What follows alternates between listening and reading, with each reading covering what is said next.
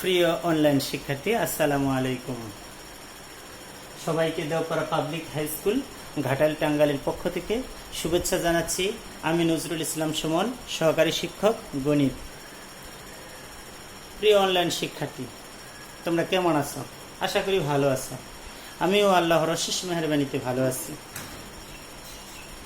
তোমরা যে যেখান থেকে আমার এই ক্লাসকে দেখতেছ, তোমরা সবাই খাতা কলম নিয়ে সেটের সামনে বসে যাও। আজ আমি তোমাদের সাথে তোমাদেরই গণিত বই অর্থাৎ নবম দশম শ্রেণীর সবচেয়ে গুরুত্বপূর্ণ অধ্যায় 13 অনুশীলনীর সসীম ধারা সম্পর্কে তোমাদের সাথে আলোচনা করব। অধ্যায়টির নাম হলো সসীম ধারা। অধ্যায়টির নাম কি? সসীম ধারা। সসীম ধারা। সসীম ধারা মানে ফিনিট সিরিজ। সসীম ধারার ইংরেজি হল ফিনিট সিরিজ। একটু পরে আসতেছি এর কথা। আমার এই সংক্ষিপ্ত আলোচনা থেকে তোমরা আজকে যে বিষয়গুলো সম্পর্কে খুবই ভালো ধারণা করতে পারবে সেগুলো হলো অনুক্রম কি, সহজে চিনতে পারবে, এর সংজ্ঞা দিতে পারবে। ধারা কি, ধারার সংজ্ঞা দিতে পারবে, চিনতে পারবে। ধারার কিছু সমস্যা তুমি সমাধান করতে পারবে। তা থেকে তুমি সসীম ধারা, অসীম ধারা এর সম্পর্কে তুমি জানতে পারবে। সমান্তর ধারা কি সংজ্ঞা দিতে পারবে, চিনতে পারবে কোনটা সমান্তর ধারা। সমান্তর ধারার কিছু সূত্র আছে, সেই সূত্রগুলো তুমি সহজেই ঘরে বসেই আপনি প্রমাণ করতে পারবে। চলো আমরা আগাই। প্রিয় শিক্ষার্থী, তোমরা যারা বসে আছো, তোমাদের টেবিলে দেখো বইগুলো কেমন যেন এলোমেলো হয়ে আছে। বইগুলো যদি তুমি এমনভাবে সাজাও, প্রথমে তোমার বড় বইগুলো তুমি যদি প্রথম সাজাও, তারপর তার সাথে একটু ছোট যারা থাকে সেই বইগুলো জায়গা দাও, তারপর তার সেই ছোট, তারপর তার সেই ছোট, এভাবে ক্রমান্বয়ে তুমি বড় থেকে ছোটের দিকে সাজাই দাও। অথবা তুমি উল্টাভাবে বিবেচনা করো, প্রথমে বড় বই, তারপর প্রথমে ছোট বই, তারপর তার সাথে একটু বড়, তারপর তার সাথে একটু বড়, তার সাথে একটু বড়, এভাবে তুমি সবশেষে চাই কি করছো, বড় বইটা জায়গা দিছো। দেখো বইগুলো দেখতে অনেক সুন্দর দেখা যাচ্ছে। এই সুন্দর দেখা যাচ্ছে একটা সজ্জা করছি আমরা, এটা একটা বিশেষ নিয়মে সাজাইছি। এছাড়া মনে করো তোমরা যারা আমার এই ক্লাস দেখতেছো, তোমাদের সবাইকে আমি কতগুলি সংখ্যা দিলাম। একটা দিলাম 5, একটা দিলাম 7, একটা দিলাম 3, একটা দিলাম 5, 7, 3, 2, 6, 4, 1। এই সংখ্যাগুলো দেখো কেমন জানি এলোমেলো হয়ে পড়ে আছে। তুমি এই সংখ্যাগুলোকে যদি একটু সুন্দর করে সাজাও, প্রথমে 1, তারপর 2, তারপর 3, তারপর 4, তারপর 5, তারপর 6, তারপর 7, দেখো সুন্দর দেখা যাচ্ছে। অথবা তুমি উল্টাভাবে বিবেচনা করে 7, 6, 5, 4, 3, 2, 1, একটা বিশেষ নিয়মে এগুলো সাজানো আছে, সুন্দর নিয়মে সাজানো আছে। এগুলা তুমি একটু যদি খেয়াল করে দেখো, এখানে এটার চেয়ে পরেরটা এক বেশি, তারপরেরটা এক বেশি, আবার পরেরটার সাথে আগেরটা এক কম, একটা বিশেষ নিয়মে সাজানো আছে। যে সংখ্যাগুলোকে তুমি বিশেষ নিয়মে সাজাইলা, এটা একটা অনুক্রম। এগুলো হলে কি একটা অনুক্রম। অনুক্রমের সংজ্ঞা তুমি এভাবে দিতে পারো, যে রাশিগুলো একটি বিশেষ নিয়ম অনুসরণ করে, যে রাশিগুলো একটি বিশেষ নিয়ম অনুসরণ করে এমনভাবে ক্রমান্বয়ে সাজানো থাকে যে প্রত্যেক রাশি তার পূর্বের পদ এবং পরের পদের সাথে কিভাবে সম্পর্কিত তা জানা যায়। আবার বলি, যে রাশিগুলো একটি বিশেষ নিয়ম অনুসরণ করে এমনভাবে সাজানো হয় যে প্রত্যেক রাশি তার পূর্বের পদ ও পরের পদের সাথে এমনভাবে সম্পর্কিত তা জানা যায়, এরকম তাদের সেটকে বলা হয় অনুক্রম। তাদের সেটকে কি বলে? অনুক্রম। অনুক্রমের সংজ্ঞাটা আমি আবার বলছি, একটু বড়, যদি বড় করে না হয় ছোট করে লিখতে পারো। লিখে যদি এইভাবে লিখবা, যে রাশিগুলো একটি বিশেষ নিয়ম অনুসরণ করে ক্রমান্বয়ে এমনভাবে সাজানো হয় যে প্রত্যেক রাশি তার পূর্বের ও পরের পদের সাথে কিভাবে সম্পর্কিত তা জানা যায়, তাদের সেটকে বলা হয় অনুক্রম। তাদের সেটকে কি বলে? অনুক্রম। এই হিসেবে সকল স্বাভাবিক সংখ্যার সেট যদি স্বাভাবিক সুন্দর করে সাজাও, অনুক্রম। সকল জোড় সংখ্যার সেট, সকল বিজোড় সংখ্যার সেট, এগুলো হলো অনুক্রম। এমনকি তোমাকে আমি যে কতগুলি সংখ্যা দিয়েছিলাম এটি সুন্দর করে সাজাই, এটাও একটা অনুক্রম। এই অনুক্রম, তাহলে আমরা জানলাম কি অনুক্রম কি। অনুক্রমগুলো প্লাস দিয়ে, অনুক্রমগুলো কমা চিহ্ন দিয়ে সংযুক্ত থাকতেছে। এই অনুক্রমগুলোকে যদি তুমি গাণিতিক অপারেটর প্লাস চিহ্ন দিয়ে সংযুক্ত করে দাও, এই অনুক্রমগুলোকে যদি গাণিতিক অপারেটর প্লাস চিহ্ন দিয়ে সংযুক্ত করে দাও, যেমন এটা কমা আছে, এটার পরিবর্তে যদি তুমি প্লাস দিয়ে দাও, এটা প্লাস দিয়ে দাও, এটা প্লাস দিয়ে দাও, এটা প্লাস দিয়ে দাও, এটা প্লাস দিয়ে দাও, তখন এটা অনুক্রম না হয় এটা কি হয়ে যাবে, একটা ধারা হয়ে যাবে। এটা কি হয়ে যাবে, একটা ধারা। ধারাটা হয়ে কি অনুক্রম গুলাই, অনুক্রমের মধ্যে যদি আমি কি গাণিতিক অপারেটর প্লাসকে সংযুক্ত করে দিই অথবা মাঝে মাঝে মাইনাসও সংযুক্ত থাকে, সে এগুলা কি হয়ে যাবে, ধারা হয়ে যাবে। পদের সংখ্যার উপর ভিত্তি করে, পদের সংখ্যার উপর ভিত্তি করে ধারাকে দুভাগে ভাগ করা যায়। পদের সংখ্যা, পদ যদি সুনির্দিষ্ট থাকে এক ধরনের, পদ যদি অনির্দিষ্ট থাকে তাহলে আরেক ধরনের। একটা হলো সসীম ধারা বা ফিনিট সিরিজ, এটার পদের সংখ্যা সসীম, বুঝতেই পারছো সসীম। যে সকল ধারার পদ সংখ্যা সুনির্দিষ্ট শেষ আছে, যেমন 2, 4, 6, 8, 10 প্লাস ডট ডট ডট 256, এটা সসীম ধারা, একটা শেষ আছে। আবার কিছু ধারা আছে যেগুলোর পদ সংখ্যা সুনির্দিষ্ট না, 2, 4, 6, 8, 10 ডট ডট ডট ডট, এরকম তো জোর সংখ্যা অনেক আছে পৃথিবীতে। এটা হলো অসীম ধারা বা অনন্ত ধারা বা ইনফিনিট সিরিজ। এই অনন্ত ধারাটা আমরা উচ্চতর গণিত যখন পড়াবো তখন পড়িয়ে দেব। এরপর বৈশিষ্ট্যের উপর ভিত্তি করে ধারাকে দুভাগে ভাগ করা যায়। বৈশিষ্ট্যের উপর ভিত্তি করে ধারাকে দুভাবে ভাগ করা যায়। এক, সমান্তর ধারা, সমান্তর ধারা। 2, গুণোত্তর ধারা। এক নম্বর কি, সমান্তর ধারা।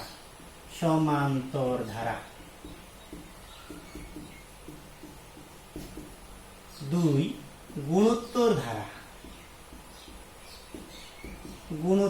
ধারা। একটা হলো সমান্তর ধারা আর একটা হলো গুণোত্তর ধারা। সম অন্তর, দেখো আমি কয়েকটা ধারা লিখছি, 1, 3, 5, 7, 9, 21। আবার আরেকটা ধারা লিখি যদি 3, 9, 27, 81। এই যে দুটা ধারা রয়েছে। প্রথম ধারাটা যদি আমি খেয়াল করি, পরেরটা থেকে আগেরটা বাদ দাও, দেখো রেজাল্ট 2। তারপরেরটা অর্থাৎ 5 থেকে যদি 3কে বাদ দাও রেজাল্ট থাকবে 2। 7 থেকে যদি 5কে বাদ দাও তার রেজাল্ট থাকবে 2। 9 থেকে যদি 7কে বাদ দাও তাও রেজাল্ট থাকবে কত, 2।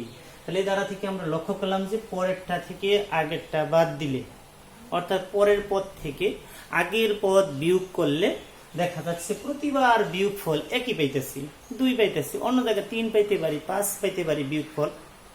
এরকম যদি যে ধারায় পরের পদ থেকে আগের পদ বাদ দিলে প্রতিবার বিয়োগফল একই পাওয়া যায় তার নাম সমান্তর ধারা। যে ধারায় পরের পদ থেকে আগের পদ বাদ দিলে প্রতিবার বিয়োগফল একই পাওয়া যায়, একই রেজাল্ট পাওয়া যায়, বিয়োগফলটা যদি একই হয় সেটা হলো সমান্তর ধারা। আরেকটা হলো যে ধারায় পরের পদকে আগের পদ দ্বারা, যেমন 9 তুমি 3 দ্বারা ভাগ দাও, ভাগ দিলে রেজাল্ট হবে 3। তারপরেরটারে 27কে যদি 27কে 9 দ্বারা যদি ভাগ করো রেজাল্ট হবে 3। 81কে 27 দ্বারা ভাগ দাও রেজাল্ট হবে 3 বা 3। একটু খেয়াল করো, যে ধারায় পরের পদকে তার পূর্বের পদ দ্বারা ভাগ করলে প্রতিবার ভাগফল একই পাওয়া যায় সেটা হলো গুণোত্তর ধারা। সেটার নাম কি, গুণোত্তর ধারা। এই গুণোত্তর ধারাটা তোমাদের বইয়ে রয়েছে 13.2, আর এই সমান্তর ধারাগুলো রয়েছে 13.1। আমি মূলত এই সমান্তর ধারার দিকেই থাকবো, গুণোত্তর ধারাটা নেক্সট ক্লাসে বুঝিয়ে দেব। চলো আমরা সমান্তর ধারায় যাই। একটা সমান্তর ধারা বললাম, সমান্তর ধারা এরকম আরো অনেক সমান্তর ধারা রয়েছে, যেমন 1, 2, 3, 4, 5, 6, 7।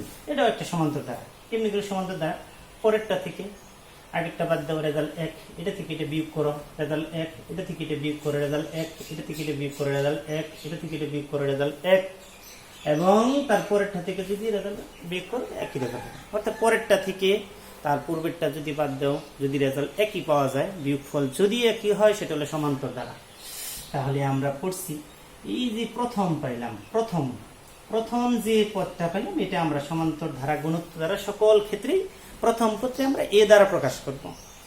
আর এই দুটার মধ্যে যে ডিফারেন্স পেলাম এটাকে বলবো আমরা সাধারণ অন্তর। এটাকে কি বলবো আমরা, সাধারণ অন্তর। সাধারণ অন্তরটাকে আমরা ডি দ্বারা প্রকাশ করব। প্রথম পদকে এ দ্বারা, সাধারণ অন্তরকে আমরা কি দ্বারা প্রকাশ করব? ডি দ্বারা। ডি দ্বারা প্রকাশ করব। তাহলে আমরা সমান্তর ধারার মধ্যে সমযোগ অন্তর যদি কল্পনা করি, অর্থাৎ সমান অন্তর, অন্তর মানে কি? বিয়োগফল। এই বিয়োগফল সম অন্তর, এটা যদি আমি সাধারণ অন্তরে কল্পনা করে নিই, সাধারণ অন্তরকে আমি প্রকাশ করব কি দ্বারা? ডি দ্বারা। আর প্রথম পদকে প্রকাশ করব এ দ্বারা। এখন তুমি দেখো 1 + 3 + 5 7 9 প্লাস ... 21 এভাবে বললো। এই 21টা এভাবে দিয়ে দিলাম। এবার বললো যে তোমার 10তম পদ কত, 20তম পদ কত, এরকম একটা সমান্তর ধারার যে কোনো তম পদ যদি বলে যে 10তম পদই বা কত, 1 2 3 4 5 6 7 একটা ধারা দিয়ে বললো যে এরকম ধারার, এই ধারার 20তম পদ কত। এই ধারাটা কোন ধারা? সমান্তর ধারা। এই ধারার 20তম পদ। তাহলে আমার এই 20তম পদের একটা সূত্র আমি বাই করবো। আর যদি না বাই করো, তুমি এইভাবে হেঁটে হেঁটে হেঁটে চলে যেতে হবে। 7 8 9 10 এভাবে এগিয়ে থাকবে। তুমি এগুলা না করে তুমি সূত্রের সাহায্য করে অতি সহজেই করতে পারবে। তাহলে সমান্তর ধারার, দেখো সমান্তর ধারার এনতম পদের সূত্র, সমান্তর ধারার, সমান্তর ধারার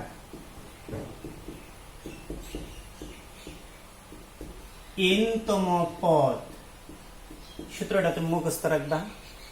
প্রথম পদ a + n - 1 * d, a + n - 1 * d। এ কে? এ হলো প্রথম পদ। ডি কে? ডি হলো সাধারণ অন্তর। এন কি? এন হলো ওই যে তম, কততম, এটা যদি তোমাকে যে টার্গেট দিবে, যে তম বের করতে পারে সেই পদ বসাবো। যদি 20তম বলে 20 বসাবো এখানে। এখন আমি এই সূত্রটা প্রমাণ করে নিব। কিভাবে এই সূত্রটার জন্ম হলো? এই সূত্রটার প্রমাণ অতি সহজ। এখানে দেখো কি কি আছে? এ আছে, ডি আছে, এন আছে। এই অক্ষরগুলো যদি তুমি ধরে নাও, ধরি সমান্তর ধারার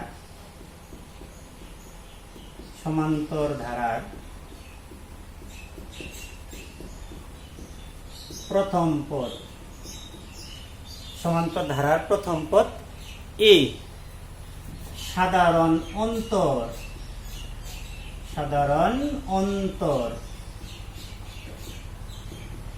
ডি, সাধারণ অন্তর ডি। সমান্তর ধারার প্রথম পদ এ, সাধারণ অন্তর ডি। পদ সংখ্যা বা কততম পদ? এন। অতএব ধারাটির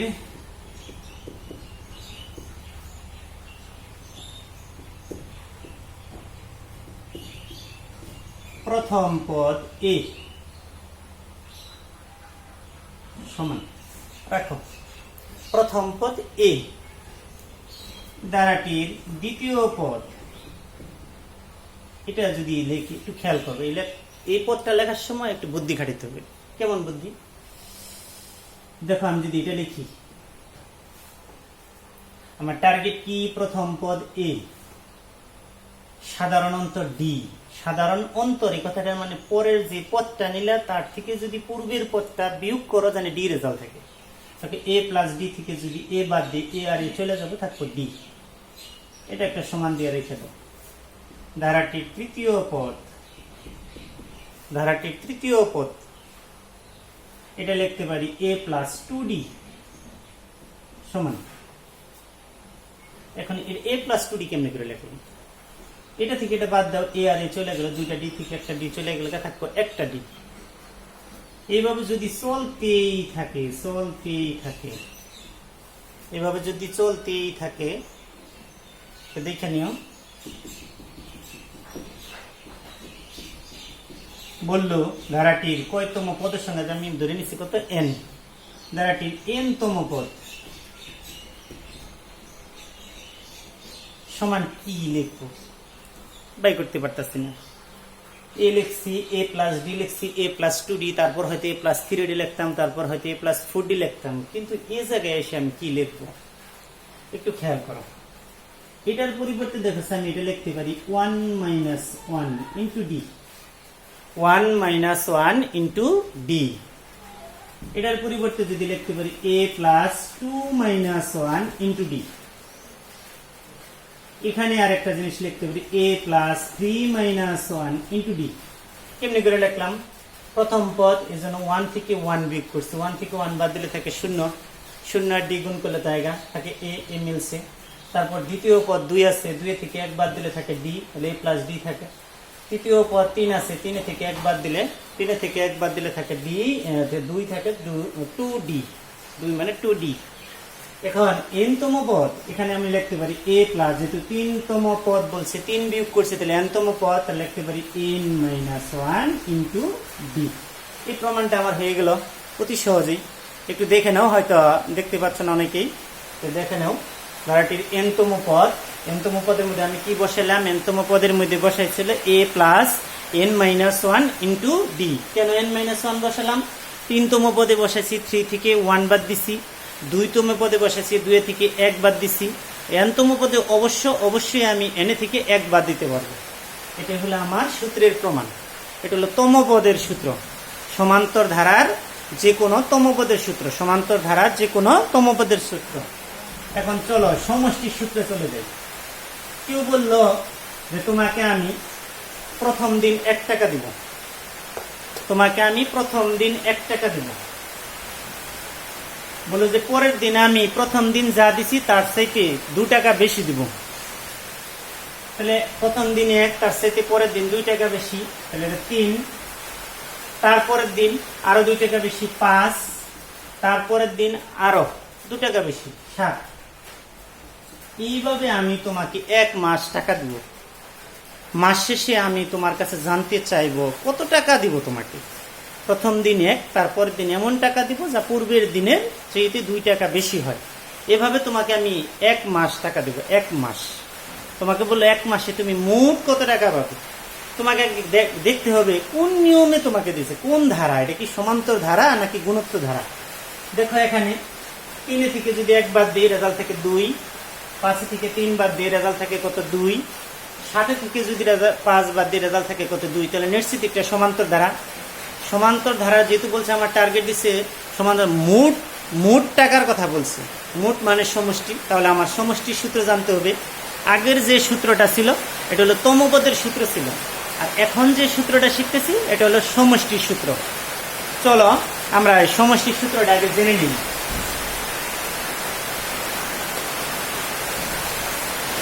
একটু দেখে নাও।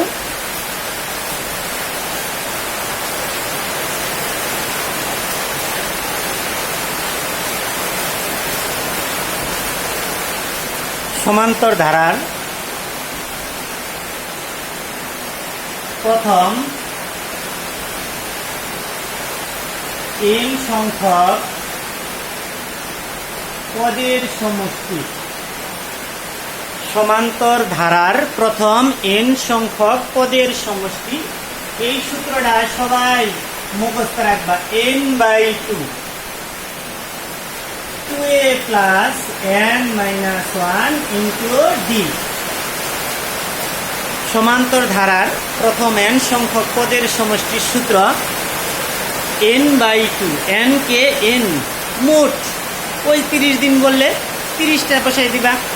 2a, এ হলো প্রথম দিন তোমাকে কত টাকা দিল অথবা প্রথম সংখ্যা কত ছিল। তারপর 2a plus n minus n হলো ওই আগের nই, মোট যে সংখ্যাটা ছিল তা থেকে 1 বিয়োগ করে দেবেন। d হলো সাধারণ অন্তর। d কি? সাধারণ অন্তর। চলো আমরা এই সূত্র সহজেই আমরা প্রমাণ করে ফেলি, অতি সহজেই। অল্প সময় দাও আমাকে, অতি সহজেই আমি তোমাদেরকে এই প্রমাণটা করে দিব।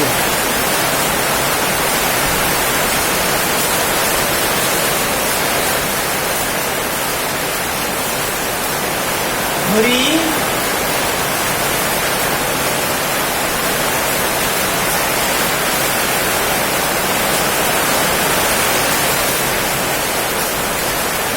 সমান্তর ধারাটির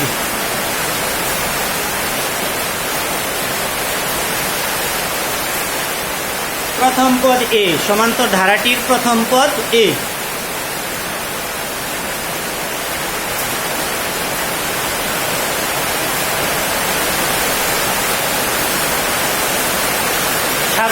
সাধারণান্তর ডি।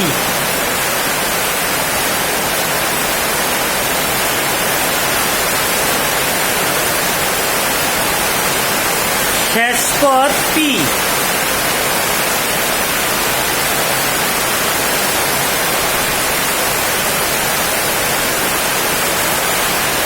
পদ সংখ্যা এন। দেখো বাইরে অনেক বৃষ্টি হচ্ছে তো হয়তো শব্দগুলো ভালোভাবে তোমরা শুনতে পাবে না, একটু দেখো। যদি সমান্তর ধারাটির প্রথম পদ এ, সাধারণ অন্তর ডি, শেষ পদ পি, পদ সংখ্যা এন, দেখা যায়? একটু দেখে নাও।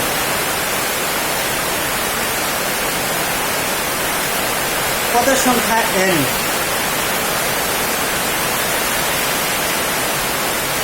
এন সংখ্যক পদের সমষ্টি,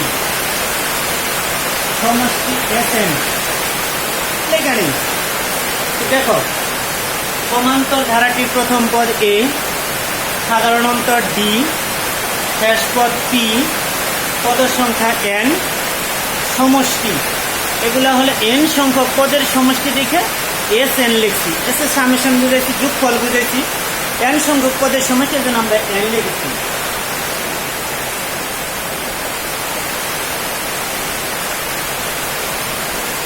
দেখো একটু আগাই আমরা।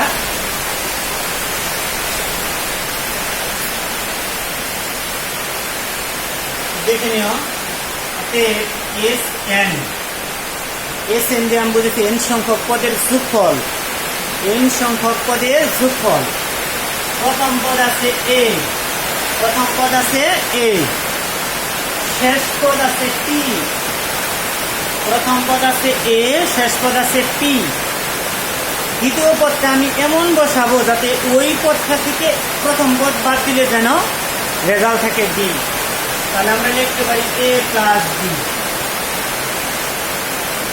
এই পাশে আমরা লিখি পি মাইনাস ডি।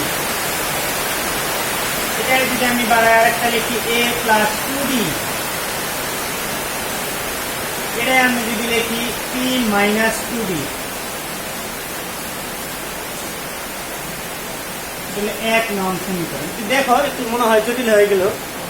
প্রথম পদ এ বসিয়েছি, শেষের পদ আছে পি। পরের পদ তেমন বসাবো যাতে পরেরটা থেকে আগেরটা বাদ দিলে রেজাল্ট যেন থাকে কি ডি থাকে। ডি কেন? সাধারণ অন্তর। এ প্লাস ডি থেকে যদি এ বাদ দিয়ে আর এ চলে গেল, থাকলো D. A plus two D থেকে যদি এটা বাদ দাও, এ চলে যাবো, দুইটা ডি থেকে একটা ডি গেলে একটা ডি থাকবে। পরেরটা আবার শেষের দিক থেকে চলে আসো। এইটা থেকে যখন এটা বাদ দিবা, বিয়োগ করবা, পি পি চলে যাবো আর মাইনাসে মাইনাসে প্লাসে ডি টিকবো। এটা থেকে এটা বাদ দাও, পি পি চলে যাবো, মাইনাস ডি থেকে যদি এটা বাদ দাও, এই মাইনাস টু ডি এটা প্লাস হয়ে যাবে, প্লাস টু ডি মাইনাসে মাইনাসে, তখন এই ডি প্লাসের টু ডি থেকে যখন চলে যাবো ডি একটা, তখন থাকবো প্লাসের ডি। এখন এই পদগুলাকে আমরা বিপরীত ভাবে সাজাই। পদগুলোকে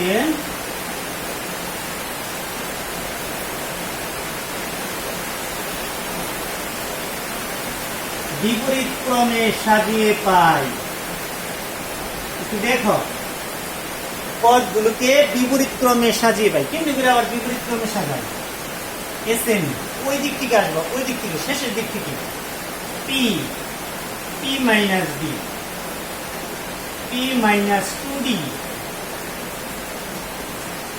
এটা লিখছে, এটা লিখছে, এটা লিখছে, তারপর এটা লেখো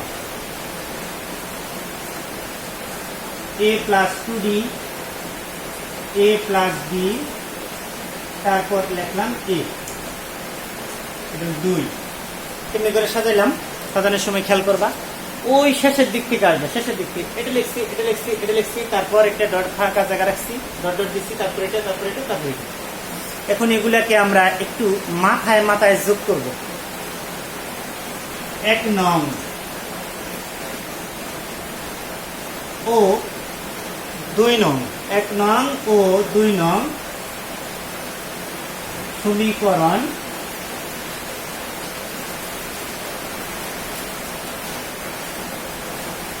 যোগ করে পাই। একটু দেখো, এক নং আর দুই নং সমীকরণ আমরা যোগ করব, সহজভাবে যোগ করবে। এক নং আর দুই নং সমীকরণ কেমনি করে সহজ, একটু ভালো করে দেখো। যোগটা করার সময় একটু খেয়াল করবা, এখানে আছে একটা এস এন, আর এখানে আছে একটা এসএন একটা এসএন মিলে হলো দুইটা এসএন 2 এসএন। তারপর আরেকটা খেয়াল করো এভাবে, এখানে আছে এ, এখানে আছে এ, এখানে আছে পি, এই দুটো এইভাবে যোগ করি, তাহলে এ আর পি যোগ করলে এ প্লাস পি প্লাস। খেয়াল করো এই ডি আর এই ডি যদি চলে যায় তাহলে থাকতেছে এ আর পি, লিখলাম এ প্লাস পি। আবার 2D চলে গেল গা, 2D চলে গেছে গা, তো থাকে তারা এ প্লাস পি।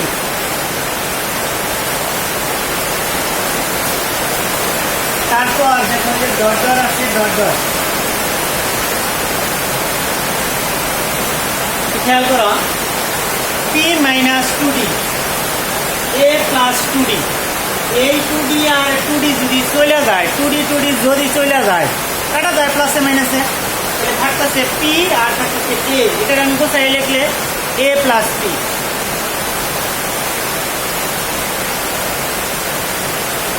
এখানে ডি আর ডি চলে গেল, থাকে এ প্লাস পি। এটা আর এটা এ প্লাস পি। দেখে নাও, যারা দেখতেছে না একটু ভালো করে দেখে নাও। শেষে কেমনে লিখলাম, শেষে কিন্তু আছে এ পি আর এ যোগ করছি, পি আর এ যোগ করলে থাকে এ প্লাস পি, এ প্লাস পি। ডি আর ডি কাটা থাকে পি আর এ, এটাকে কোথায় লিখছি এ প্লাস পি, এখানেও থাকে এ প্লাস পি। এরপর তোমাকে আমি যদি বলি এখানে কয়টা এ প্লাস পি আছে, তুমি বলবে স্যার এখানে 6টা এ প্লাস পি আছে, একটা একটা একটা একটা একটা একটা 6টা, আসলে 6টা না, মাঝখানে দেখো গ্যাপ আছে, ডট আছে, এখানে কয়টা আছে জানি না, কিন্তু আমি প্রথমেই তো বলে নিয়েছি পদের সংখ্যা n, তার মানে এ প্লাস পি পদ আছে নিশ্চিত এন টি, কয়টা আছে এন টি এ প্লাস পি আছে, এ প্লাস পি কয়টা আছে n সংখ্যক এ প্লাস পি, n সংখ্যক এ প্লাস পি আছে, n সংখ্যক এ প্লাস পি আছে। তো দেখে নাও,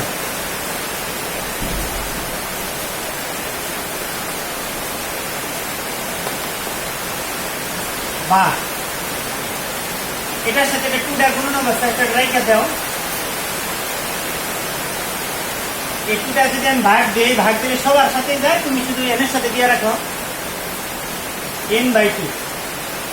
তারপর তুমি এখানে লিখবা, একটা জিনিস বলতে ভুলে গিয়েছি, এখানে যে পি আছে, পি মানে শেষ পদ, আর এই শেষ পদ মানেই হলো n তম পদ, অর্থাৎ সমান্তর ধারার শেষ পদ যে কথা n তম পদ সেই কথা। এখানে আছে এ, লিখলাম এপিটা হলো শেষ পদ মানেই হলো n তম পদ, n তম পদের সূত্র হলো a plus n-1 into D,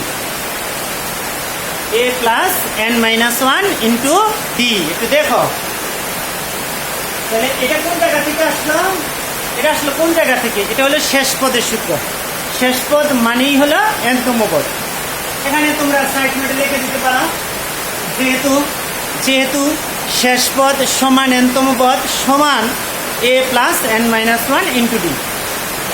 এখানে আমরা লিখতে পারি n/2 a আর a যোগ করলে 2a n-1 ইন্টু ডি। দেখো সূত্রের প্রমাণটা অতি সহজেই আমরা করে ফেললাম। তোমরা সবাই আজকেই বাড়িতে বসে বসে এটা তোমরা আবার নিজে নিজে করা শুরু করবে। কোন জায়গায় বুঝতে পারছো না, কোন জায়গায় কি সমস্যা হয়েছে, যারা আমার ক্লাসের সাথে সংযুক্ত আছো তোমরা সবাই আমাকে কমেন্টে জানাবা যে আমি এই জায়গায় বুঝতে পারিনি, তারা আবার বুঝিয়ে দেন। নেক্সট ক্লাসে ওটা একটু তুলে ধরবো। আগামী ক্লাসে আমরা এই সূত্রগুলার ব্যবহার করব, অর্থাৎ এই 13.1 অনুশীলনীর যে গাণিতিক সমস্যা আছে সেগুলো আমরা আস্তে আস্তে সলভ করব।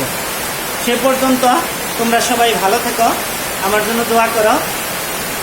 সবাই সবার জন্য আমরা দোয়া করি, সবাই ভালো থেকো, আল্লাহ তোমাদের ভালো রাখুক, আমাদের ভালো রাখুক, এই আশায় সবাইকে ধন্যবাদ জানিয়ে আমি বিদায় নিচ্ছি। আল্লাহ হাফেজ।